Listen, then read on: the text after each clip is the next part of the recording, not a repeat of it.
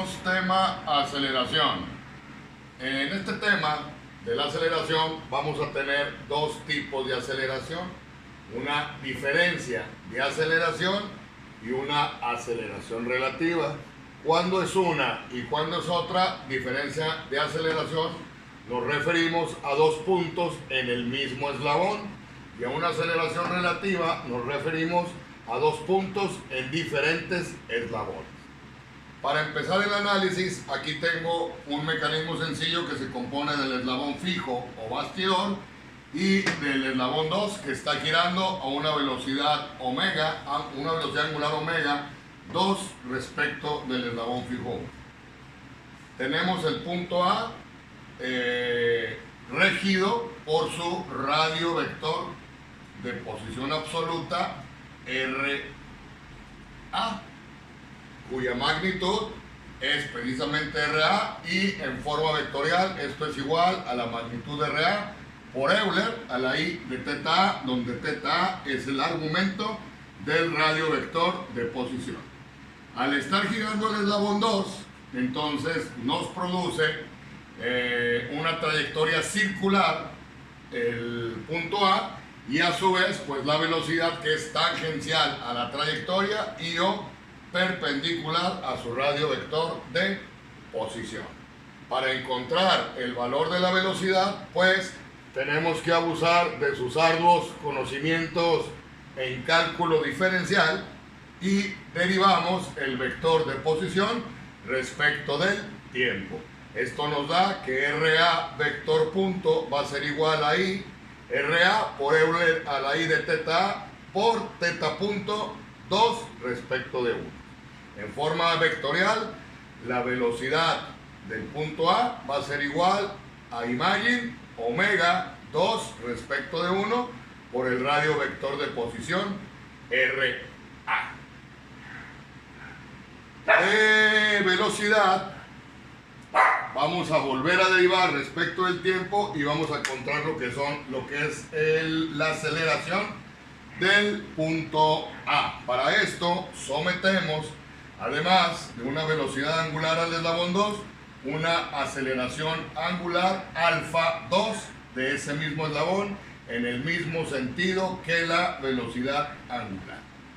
Eso nos va a generar la aceleración absoluta del punto A respecto del eslabón 1, y a partir de aquí al eslabón que esté fijo lo vamos a eliminar de los subíndices, llamándole nada más omega 2 y alfa 2 como velocidad y aceleración angular respectivamente. Esa aceleración del punto A absoluta va a tener sus componentes, una componente que va a ser tangencial y que va a ir en sentido de la aceleración angular, y una componente que va a ser normal y que va a ir dirigido el vector hacia el eje de rotación u origen de tu vector de posición. Para poder encontrar estos valores, entonces tenemos que derivar lo que es la ecuación de la velocidad. Entonces la velocidad es igual a imagine omega 2,1, que ahorita para fines descriptivos voy a poner θ punto 2 utilizando notación newtoniana, por el radio vector de posición A, que va regido por Euler a la I de θ A. ¿Sí? Entonces tú ya viste que es una derivada U por B. Por lo tanto, la aceleración del punto A en vector va a ser igual, primer término, y el θ punto se me convierte en θ 2 puntos 2 por el radio vector de posición A, Euler a la I de θ A, y la segunda derivada va a ser más I cuadrada por θ punto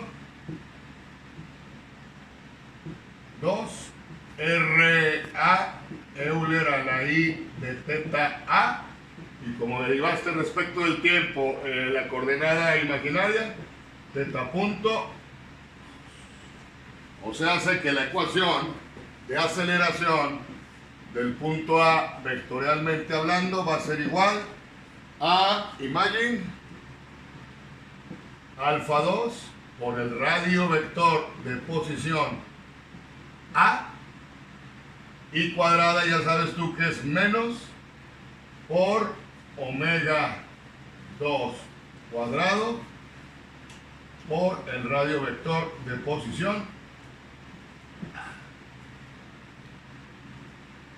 Estamos y abusando de sus arduos conocimientos en álgebra elemental, entonces la aceleración del punto A, vectorialmente hablando, va a ser igual a su radio vector de posición A por, imagine, alfa 2 menos omega cuadrada 2 y ya.